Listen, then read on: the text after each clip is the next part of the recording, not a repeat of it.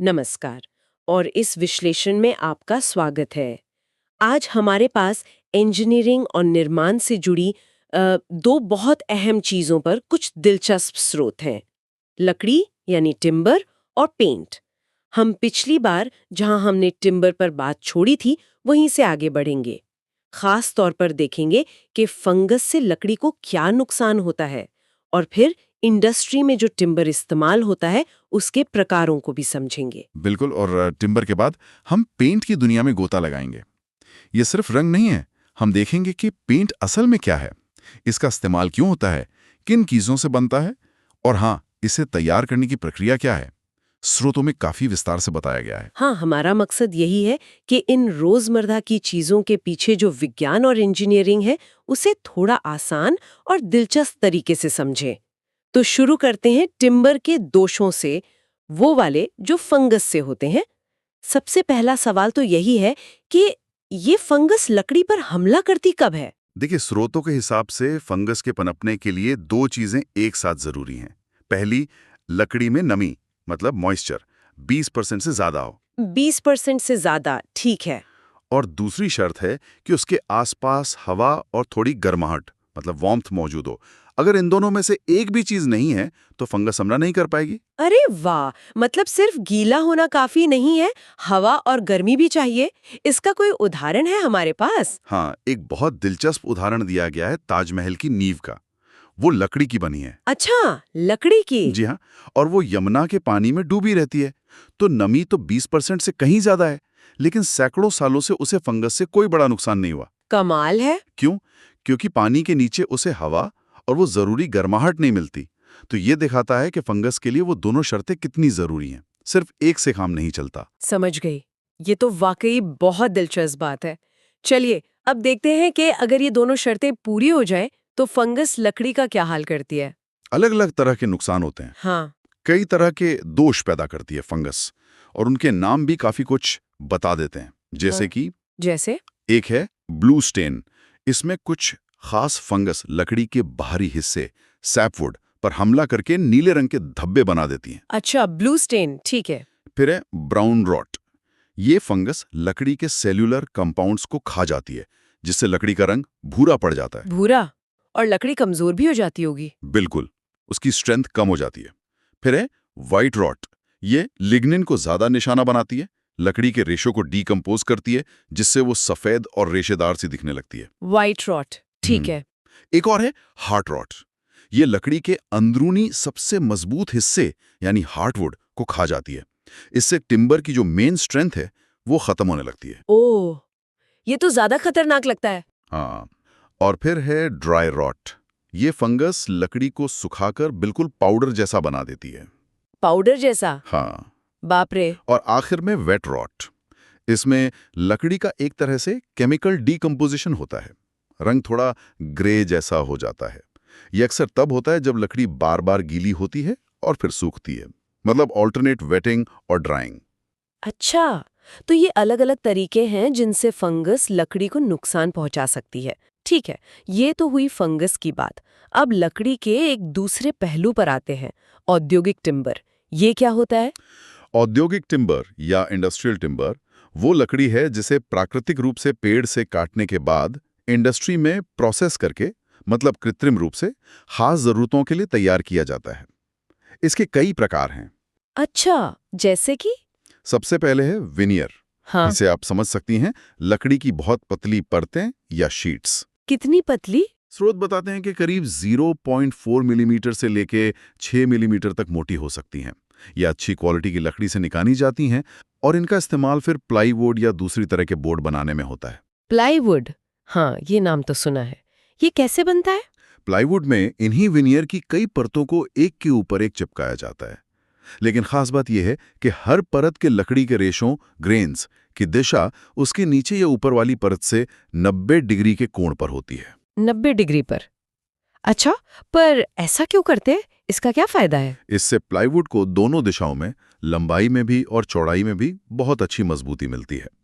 अकेली लकड़ी का तख्ता एक दिशा में ज्यादा मजबूत होता है, दूसरी में कम। प्लाईवुड इस कमी को दूर कर देता है। समझ गई। क्रॉस ग्रेनिंग से मजबूती बढ़ जाती है। और क्या प्रकार है? एक है फाइबर बोर्ड। इसे प्रेस्ड वुड या रिकंस्ट्रक्टेड वुड भी कहते हैं। इसमें लकड़ी को पहले गलाकर उसके रेशे मतलब फाइबर्स अलग किए जाते हैं। लकड़ी के रेशे हाँ, और फिर उन रेशों को दबाव डालकर प्रेशर से एक हार्डबोर्ड की शक्ल दे दी जाती है। ये 3 से 12 मोटे हो सकते हैं। ठीक है, फाइबर बोर्ड। और फिर आता है इम्प्रेग्ड टिम्बर। हम्म, इसमें टिम्बर को पूरी तरह या कुछ हद तक एक खास केमिकल रेजिन जैसे कि फिनॉल फॉर्मेल्डिहाइड से संतृप्त किया जाता है, मतलब उसमें भिगोया या उससे ढका जाता है। रेजिन से इससे क्या होता है? इससे लकड़ी की मजबूती बढ़ जाती है और वो पानी के लिए ज्यादा प्रतिरोधी मतलब वाटर रेजिस्टेंट हो जाती है। अच्छा, और एक और नाम है शायद कॉम्प्रेग। हाँ, कॉम्प्रेग टिम्बर। इसको बनाने का तरीका इम्प्रेग जैसा ही है। रेजिन का इस्तेमाल होता है, लेकिन इसमें रेजिन लगाने के साथ साथ लकड़ी पर बहुत ज्यादा दबाव मतलब हाई प्रेशर भी डाला जाता है। अच्छा, तो इसमें प्रेशर भी है? जी, इसी वजह से कॉम्प्रेग टिम्बर जो है वो इम्प्रेग टिम्बर से भी ज्यादा मजबूत और टिकाऊ होता है। अच्छा, तो ये हो गए कुछ औद्योगिक टिम्बर के प्रकार: विनियर, प्लाईवुड, फाइबर बोर्ड, इम्प्रेग और कॉम्प्रेग टिम्बर। ठीक है, लकड़ी की बात तो काफी हो गई। अब उस चीज पर आते हैं जो अक्सर लकड़ी या दूसरी सतहों को बचाने और सुंदर बनाने के काम आती है, पेंट। चलिए, अब पेंट की दुनिया में थोड़ा और गहरा चलते हैं। तकनीकी रूप से पेंट है क्या? पेंट अगर तकनीकी भाषा में कहें तो एक तरल पदार्थ है, एक लिक्विड सरफेस कोटिंग। जब इसे किसी सतह पर लगाया जाता है और ये सूख जाता है तो ये उस सतह पर एक पतली ठोस परत बना लेता है, एक फिल्म जैसी। पतली परत? कितनी पतली होती है ये? स्रोत बताते हैं कि ये परत आमतौर पर 60 से 150 माइक्रोन मोटी होती है। 1 माइक्रोन यानी मीटर का 10 लाखवां हिस्सा, तो बहुत ही पतली। हाँ, काफी पतली। और हम पेंट करते क्यों हैं? मतलब सिर्फ रंग रोगन और सुंदरता के लिए, या इसके कुछ और भी फायदे हैं? नहीं, सिर्फ सुंदरता नहीं, इसके कई सारे बहुत जरूरी काम हैं। स्रोत बताते हैं कि पहला तो ये कि ये सतह को बचाता है खरोच से, रगड़ से, हल्के फुल्के केमिकल अटैक से। तीसरा, हाँ बिल्कुल, ये सतह को एक अच्छा सजावटी लुक देता है और उसे चिकना बनाता है। चौथा, ये पानी को सतह के अंदर घुसने से रोकता है, वाटरप्रूफिंग का काम करता है। पांचवां, ये सतह को साफ सुथरा रखने में मदद करता है क्योंकि ये बैक्टीरिया, फंगस जैसे माइक्रो ऑर्गेनिज्म को पनपने से रोकता है। ये भी एक फायदा है। छठा, धातुओं पर जंग लगने से बचाता है, ये तो हम सब जानते हैं। हाँ, ये तो बहुत कॉमन है। और आखिरी, लकड़ी के मामले में ये उसे सड़ने से बचाता है और पानी सोखने से भी रोकता है। अरे वाह, इतने सारे काम करता है पेंट, तब तो ये वाकई एक जरूरी चीज है। तो फिर सवाल उठता है कि ये बनता कैसे है, इसके अंदर होता क्या क्या है। चलिए ऑयल पेंट के घटकों को देखते हैं, जैसा स्रोतों में बताया गया है। हाँ, एक टिपिकल ऑयल पेंट में कई चीजें मिली होती हैं और हर एक का अपना खास रोल होता है। इसे हम कुछ मुख्य हिस्सों में बांट सकते हैं। पहला और सबसे जरूरी है बेस। बेस? हाँ, बेस। ये पेंट का मुख्य सॉलिड हिस्सा होता है। आमतौर पर ये कोई मेटालिक ऑक्साइड होता है, जैसे व्हाइट लेड, रेड लेड या जिंक व्हाइट। यही पेंट को उसकी ओपेसिटी मतलब अपारदर्शिता देता है, जिससे नीचे की सतह ढक जाती है। इसमें बाइंडिंग प्रॉपर्टीज भी होती हैं और ये सूखने पर पेंट को सिकुड़ने से भी बचाता है। ठीक है, तो बेस मेन बॉडी है। इसके बाद आता है व्हीकल या बाइंडर। ये वो लिक्विड मीडियम है जिसमें बेस और बाकी चीजें घुली रहती हैं या सस्पेंडेड रहती हैं। अक्सर ये कोई तेल होता है, जैसे अलसी का तेल, अखरोट का तेल या फिर कोई सिंथेटिक रेजिन। अच्छा, ये तेल या रेजिन क्या करता है? व्हीकल का काम है सारे घटकों को एक साथ रखना, पेंट को सतह पर आसानी से फैलने में मदद करना और सबसे जरूरी, सूखने के बाद एक मजबूत, टिकाऊ और पानी रोधी परत बनाना। ये पेंट को उसकी बॉडी देता है, उसे जोड़े रखता है। स्रोतों में नाइट्रोसेल्युलोस लैकर का भी जिक्र है, जो एक तेज सूखने वाला व्हीकल है। ठीक है, बेस हो गया, व्हीकल हो गया। अब रंग कहाँ से आता है? रंग आता है पिगमेंट से। ये बारीक पाउडर होते हैं जिन्हें पेंट में मिलाया जाता है ताकि उसे मनचाहा रंग मिल सके। सिर्फ रंग देने के लिए? नहीं, रंग तो मुख्य काम है, पर इसके और भी फायदे हैं। पिगमेंट सतह की छोटी मोटी खामियों को छुपाने में मदद करते हैं। एक स्रोत में तो इसकी तुलना मेकअप के फाउंडेशन से की गई है। हाँ, अच्छा। हाँ, और ये सूरज की हानिकारक अल्ट्रावायलेट किरणों से पेंट की फिल्म को बचाते हैं और पेंट को ज्यादा वाटरप्रूफ भी बनाते हैं। ये पिगमेंट मिनरल हो सकते हैं, ऑर्गेनिक हो सकते हैं या मेटल पाउडर भी। Okay, base, vehicle, pigment. और क्या होता है?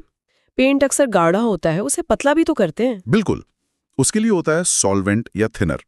जैसा नाम से ही जाहिर है, ये पेंट को पतला करने के काम आता है ताकि उसे ब्रश या रोलर से आसानी से लगाया जा सके। ये पेंट की विस्कोसिटी यानी गाढ़ेपन को कम करता है।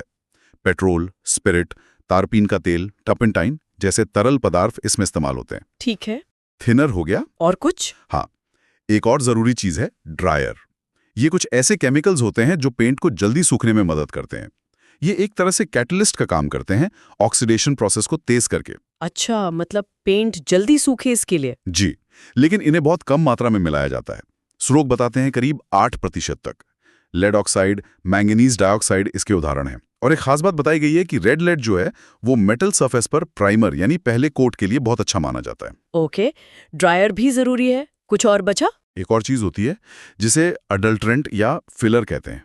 फिलर? ये क्या काम करता है? इन्हें पेंट में कुछ खास गुणों को बढ़ाने और साथ ही कीमत कम करने के लिए मिलाया जाता है। जैसे कंक्रीट में रेत मिलाते हैं, कुछ वैसा ही समझिए। ये पेंट का वजन बढ़ाते हैं, उसे थोड़ा सस्ता बनाते हैं, क्रैकिंग को रोकने में मदद करते हैं और टिकाऊपन भी थोड़ा बढ़ा सकते हैं। Barium sulphate, calcium sulphate, silica इसके उदाहरण हैं। अच्छा, तो ये सारे घटक मिलकर पेंट बनाते हैं। Base, weaker, pigment, solvent, dryer और फिलर। हर किसी का अपना रोल है। कमाल है। तो फिर एक अच्छे पेंट में क्या-क्या गुण होने चाहिए, क्या खासियतें होनी चाहिए? स्रोतों के मुताबिक एक आइडियल पेंट में कुछ बातें होनी चाहिए, जैसे उसमें कोई तेज या खराब गंध नहीं होनी चाहिए, मतलब ओडरलेस हो। उसकी कवरिंग पावर अच्छी हो, मतलब कम पेंट में ज्यादा एरिया कवर हो जाए। वो हवा और पानी के लिए अभेद्य हो, मतलब इम्परवियस हो। जाहिर है वो सस्ता हो, किफ़ायती हो और सबसे ज़रूरी वो टिकाऊ हो, ड्यूरेबल हो, लंबे समय तक चले। ठीक है, ये तो हो गए अच्छे पेंट के गुण। पर ये सब चीजें मिलाई कैसे जाती हैं? पेंट बनता कैसे है फैक्ट्री में? स्रोतों में एक ग्रेविटी फ्लो विधि का जिक्र था, ये क्या है? हाँ, बड़े पैमाने पर पेंट बनाने के लिए अक्सर ये ग्रेविटी फ्लो मेथड इस्तेमाल होता है। इसके लिए आमतौर पर एक मल्टी स्टोरी बिल्डिंग जैसे 4 मंजिला इमारत का इस्तेमाल किया जाता है। आइडिया ये है कि चीजें गुरुत्वाकर्षण के कारण अपने आप नीचे आती रहें। अच्छा, कैसे काम करता है ये? सबसे ऊपर की मंजिल पर, मान लीजिए चौथी मंजिल पर, सारा कच्चा माल, pigment, thinner, dryer, vehicle oil, filler वगैरह स्टोर किया जाता है। यहीं पर इनको हॉपर वगैरह में डालकर शुरुआती मिक्सिंग होती है। ठीक है, टॉप फ्लोर पर मिक्सिंग। फिर ये मिक्सचर अपने वजन से नीचे आता है तीसरी मंजिल पर। यहाँ ग्राइंडिंग मशीनें होती हैं जो इन चीजों को बहुत बारीक पीस देती हैं। पीसने के लिए तीसरी मंजिल। जी, पीसने के बाद नीचे आते हुए तीसरी और दूसरी मंजिल के बीच में इसमें व्हीकल यानी बाइंडर मिलाया जाता है। ओके, व्हीकल मिक्स हुआ। फिर ये मिक्सचर दूसरी मंजिल पर आता है जहां थिनिंग टैंक होते हैं।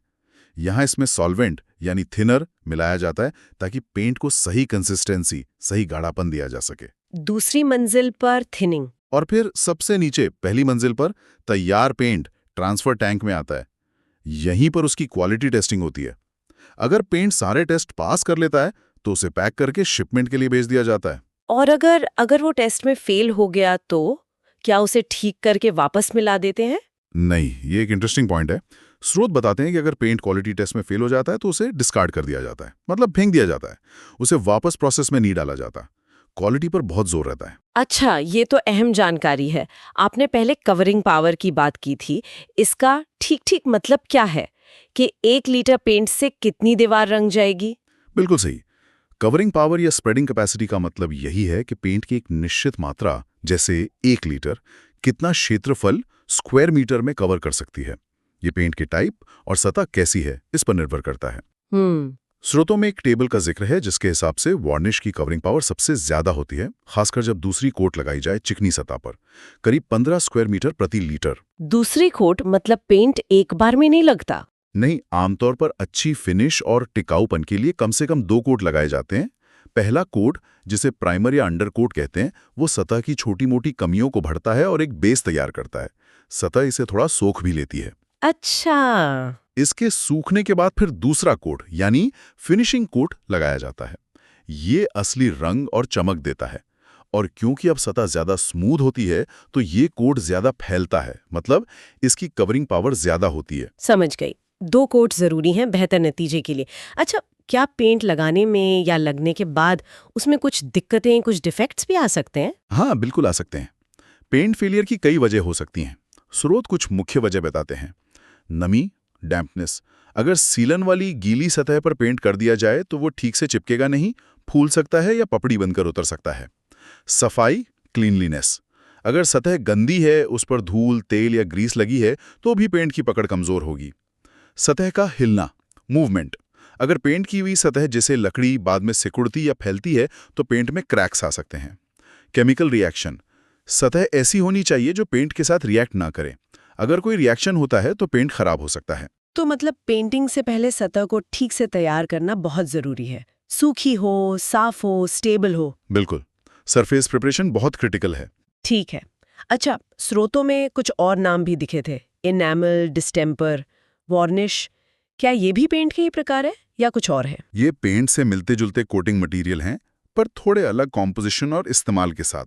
संक्षेप में बताऊं तो इनेमल, ये ऑयल पेंट जैसा ही होता है, पर इसमें अक्सर रेजिन की मात्रा ज्यादा होती है। ये ज्यादा सख्त, चमकदार और ड्यूरेबल फिनिश देता है। पानी और एसिड अल्कली के प्रति ज्यादा रेजिस्टेंट होता है। दरवाजे, खिड़कियां, मेटल फर्नीचर पर खूब इस्तेमाल होता है। डिस्टेम्पर, ये पानी में घोला जाने वाला पेंट है। इसमें बेस के तौर पर चौक और बाइंडर के तौर पर ग्लू, गोंद होता है। ये ऑयल पेंट से सस्ता होता है और आमतौर पर अंदर की दीवारों पर प्लास्टर या सफेदी, व्हाइट वॉश के ऊपर लगाया जाता है। पाउडर या पेस्ट के रूप में मिलता है। वाटर वॉश, कलर वॉश, ये तो सफेदी है। पानी में बुझा हुआ चूना, स्लेक्ड लाइम, सबसे सस्ता ऑप्शन है। कीटाणुनाशक भी होता है। अगर इसमें कोई रंग जैसे नीला रंग, नील मिला दें तो इसे कलर वॉश कहते हैं। वार्निश, इसमें पिगमेंट यानी रंग नहीं होता। ये असल में रेजन जैसे शैलेक, अंबर कोपल का तेल, अल्कोहल या तारपीन के तेल में बना एक ट्रांसपेरेंट घोल होता है। इसका मकसद लकड़ी की नेचुरल सुंदरता को दिखाना और उसे सुरक्षित रखना है। ये सतह पर एक चमकदार परत बनाता है। अच्छा, तो ये सब सतह को फिनिश देने के अलग-अलग तरीके हैं, अपनी अपनी खासियत के साथ। तो आज हमने टिम्बर के फंगल डिफेक्ट से शुरू करके इंडस्ट्रियल टिम्बर के प्रकार देखे और फिर पेंट की पूरी कहानी समझी, वो क्या है, क्यों ज़रूरी है, कैसे बनता है, उसके घटक क्या हैं और उसके जैसे दूसरे कोटिंग्स कौन से हैं। हाँ, हमने देखा कि चाहे वो ताजमहल की सदियों पुरानी नींव हो या हमारे अपने घरों की दीवारें, सही मटेरियल का चुनाव और उसका सही एप्लीकेशन कितना मायने रखता है। फंगस से बचने की शर्तों से लेकर पेंट के हर एक छोटे घटक के रोल तक, हर चीज के पीछे एक वजह है, एक विज्ञान है। बिल्कुल। अक्सर हम इन चीज़ों को बस इस्तेमाल करते हैं, पर उनके पीछे की इंजीनियरिंग और केमिस्ट्री पर गौर नहीं करते। ये विश्लेषण दिखाता है कि साधारण दिखने वाली चीज़ों के पीछे भी कितनी गहराई होती है। और ये हमें आगे के बारे में सोचने पर भी मजबूर करता है ना। जैसे जैसे तकनीक आगे बढ़ रही है, क्या हमें और बेहतर सामग्रियां मिलेंगी? क्या हम ऐसे पेंट और टिम्बर बना पाएंगे जो ज्यादा टिकाऊ हों, पर्यावरण के लिए सुरक्षित हों और शायद सस्ते भी हों? ये संतुलन साधना हमेशा एक चुनौती रहेगी। भविष्य में और क्या नए विकल्प देखने को मिल सकते हैं, ये सोचना दिलचस्प है। हाँ, ये एक बहुत ही अहम सवाल है। और इसी विचार के साथ आज की ये गहन चर्चा यहीं समाप्त करते हैं। सुनने के लिए बहुत बहुत धन्यवाद।